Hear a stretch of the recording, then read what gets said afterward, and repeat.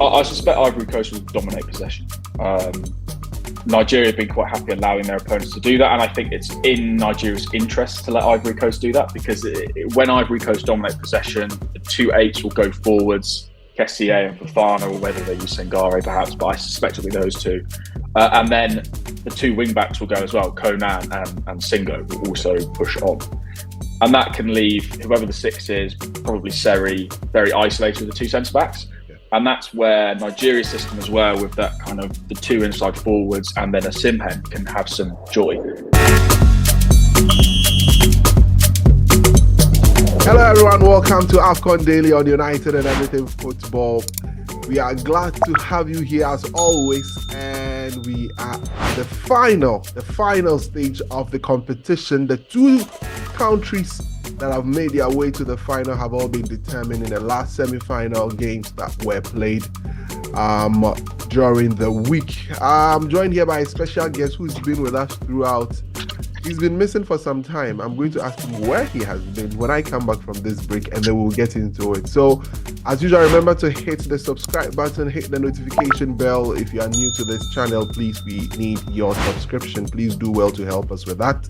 Leave your comments, like, share with your friends, and any feedback too, you can drop in the comment section for us. We'll be glad to have it. So, I'm going for a break. When I come back, we'll delve into the issues on the final of the Africa Cup of Nations.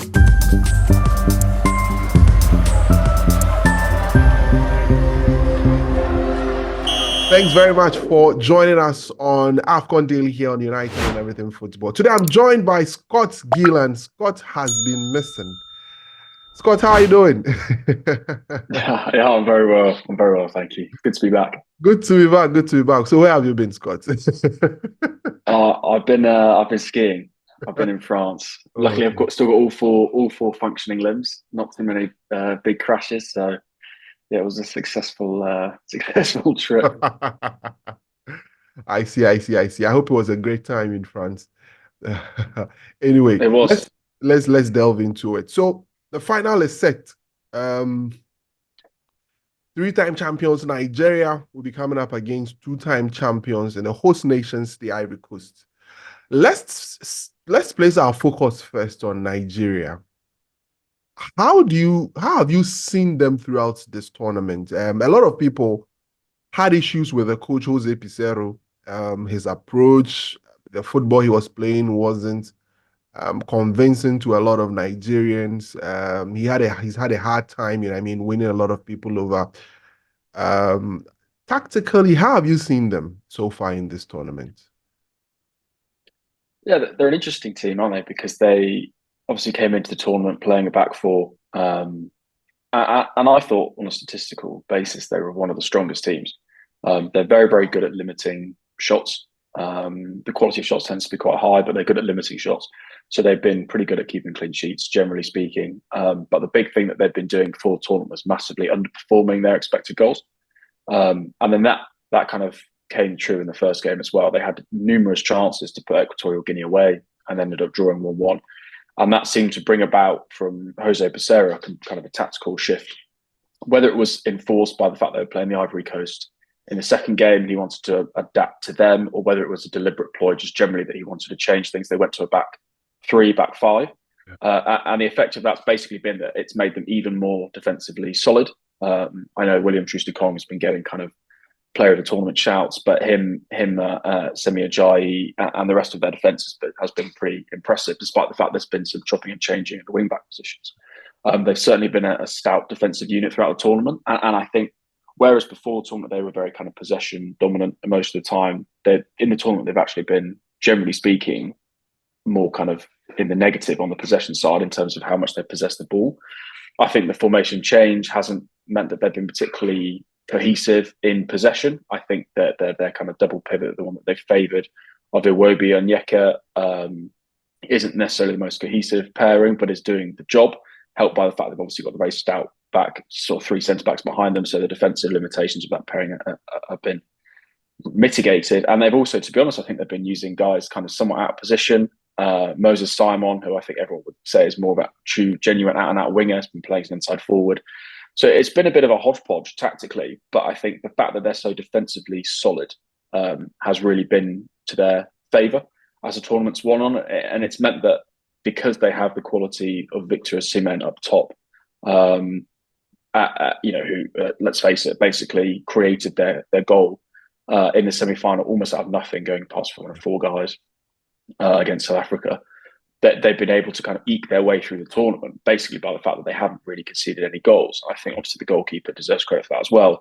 But generally speaking, they're not a tactically cohesive side, particularly that they're a bit of a mess, I think, but they're just sort of strong enough. And I think Peseira's approach to be very defensive first and try and limit goals has ultimately borne fruit for them and has seen them get to the final. I mean, that's what tournament football is noted for. Trying to, maximize your strength against your weakness. A lot of people, when Nigeria was coming into the tournament, a lot of people felt that, okay, they were very top heavy in terms of attack, in terms of quality in attack, not so solid in midfield compared to other countries. Some way, somehow found a very good balance in defense as well. But do you think they've been a dynamic side or a team that tries to, fashion out their tactics based on the teams they are playing, or since they went to that 3-back system, they've stuck to the way they are playing their football? No, I don't think they've been particularly dynamic. I thought the 3-back might have been just a tactical switch for one game. I thought they might have been using it just to counter the fact that the Ivory Coast tends to put 5 guys forwards and just sort of match up with them. But they've used it throughout the tournament, and so I think they've not really been adapting too much to their opponents to any significant extent. I think it's broadly been, let's be really solid at the back, and that sort of aforementioned attacking quality. Yeah. Just let that kind of shine in those combinations. We've seen the sort of the triangles with the wing backs, the inside forwards, and then Osimhen kind of being allowed to drift and roam quite freely. They're trying to get him on the ball, I think, as much as they can. And then Alex Iwobi's had quite a significant kind of creative role in midfield as that kind of driving presence. So I think that, as you said, I think they've played to their strengths quite well in the sense that they've really kind of maximised their defensive organisation, mitigated their lack of quality, perhaps quality in midfield with that back 5, but then just let their attackers kind of do their thing and are kind of reliant on the fact that if they're conceding maybe 0 or 1 goals a game, that all their attackers need is maybe 1 or 2 good moments, and then that's kind of enough. And I think it's fair to say that Osimhen's actually been a little bit wasteful this tournament, and I think he's kind of due a good finishing game, and that might be coming. All right, let's switch to the Ivory Coast right now. They've gone through a whole lot of emotional roller coaster. A point where they won their first game, lost the second game to Nigeria, embarrassing defeat to Equatorial Guinea in that game. Had to wait till Morocco, defeating Zambia before their fate to the next round was determined. A spirited performance against Senegal, a spirited performance against Mali. To me, a lot more comfortable game against Congo, and now they are in the final. How has this Ivorian side evolved in the midst of they having to sack their coach in the process of the tournament? I think it's interesting. I don't actually think they've changed that much. I thought particularly the Equatorial Guinea game was just a really freak game, where I think Ivory Coast were spectacularly wasteful. They probably could have had a few goals in the first half. I think it was 1-0 for most of the game with Ivory Coast just banging on the door. And then Equatorial Guinea scored 2 kind of, I think the first 2 goals that they scored were absolute sort of thunderbolts out of nothing. Out of nothing. And then panic sets in and they get 2 goals on the counter, and suddenly it's 4-0 and Ivory Coast look ridiculous. And it's true that they've got their limitations on the counter, and I think we've seen that throughout the tournament. Yeah. And certainly that's something that Nigeria, I think, are going to be trying to prey on. Yeah. But I think that it's a question to me of whether there were injury-enforced changes of, for example, the change in midfield, bringing Jean-Michael Seri in as that kind of destroyer, that guy who could just cover ground, knowing the fact that Fofana and Kessié or Fofana and Sangare, whoever it is going to be kind of bombing on. That whether that was injury enforced or whether that was a tactical change, but I think broadly speaking, they're not a hugely different side. they're still doing their sort of 4-1-4-1, wing backs going flying forwards. They were a bit stouter against Senegal, Yeah. but broadly speaking, I think they're playing very similar football. The change is arguably Sebastian Haller coming back, and the defensive fits that he causes, the way he forces defenders and defenses to adapt to him, often attracts 2, 3, 4 defenders, giving other guys space. But they have the thing that the Ivory Coast have done, perhaps more so than Nigeria, is they have changed their personnel on kind of a game by game basis, and I think they are subtly tweaking things based on what they want to do against their opponents. And I think we saw that even in the last game as well. So I think it's going to be an interesting battle, because I think Ivory Coast are going to dominate the ball. Yeah. Nigeria are going to try and hit them on the counter, make use of those spaces behind the 8-8.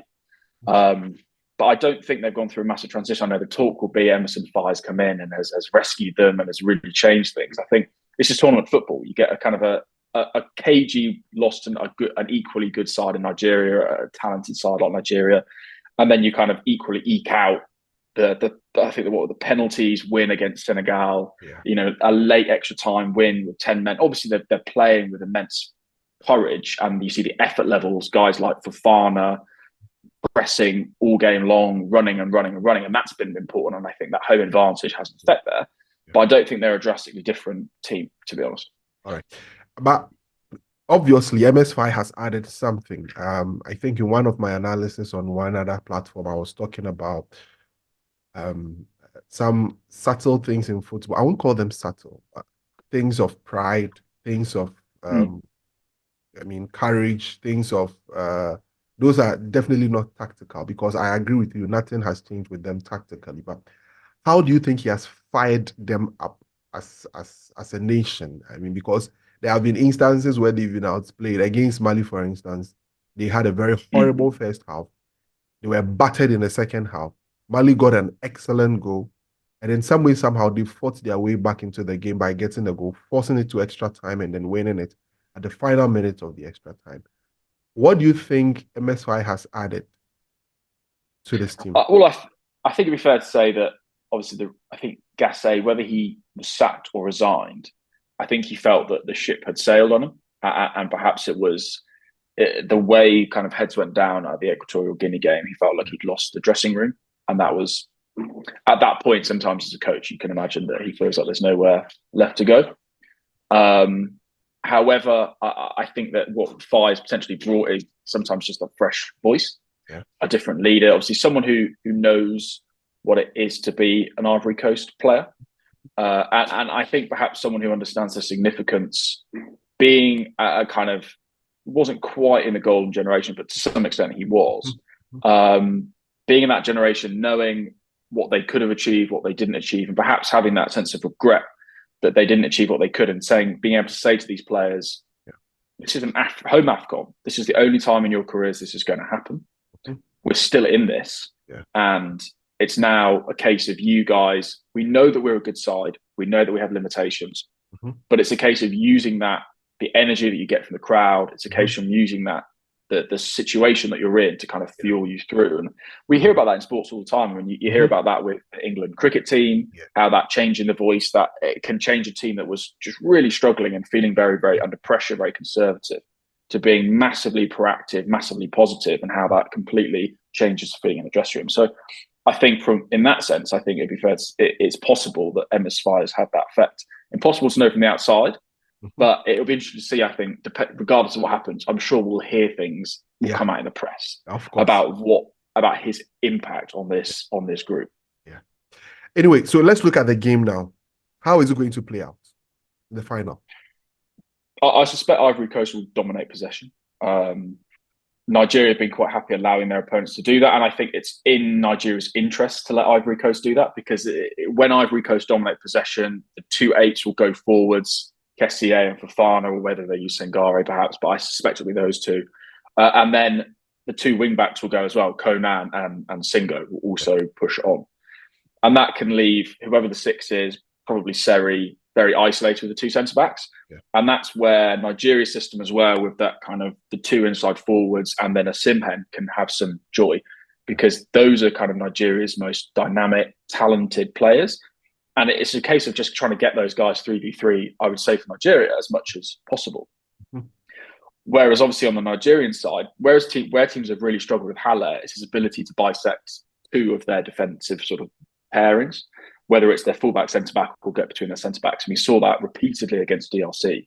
Just the spaces that Haller was finding in that backline was a nightmare. And the Ivorians, I think, have their progression and their ability to progress the ball as passing has diminished this tournament. But what we've seen they've really gone towards going down the flanks with their fullbacks, with their wingers, and then trying to dribbling through the centre and then pushing it wide and then crossing to where you have Fofana bombing in, the winger hitting the back post, and then obviously Haller arriving.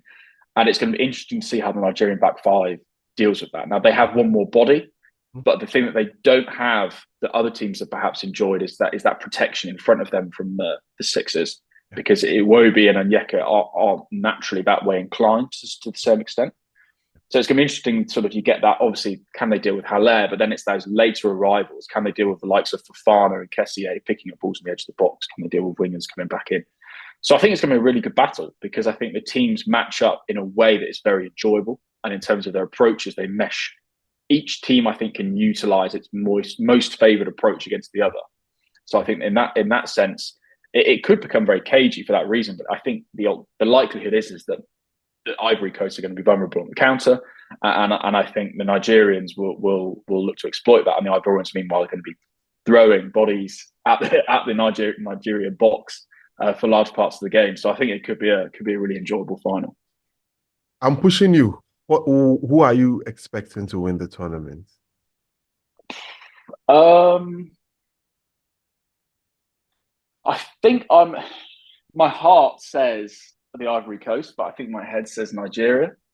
I would love the Ivorians to win. I really like watching them. I've said that on social media, that I really enjoy the way they play.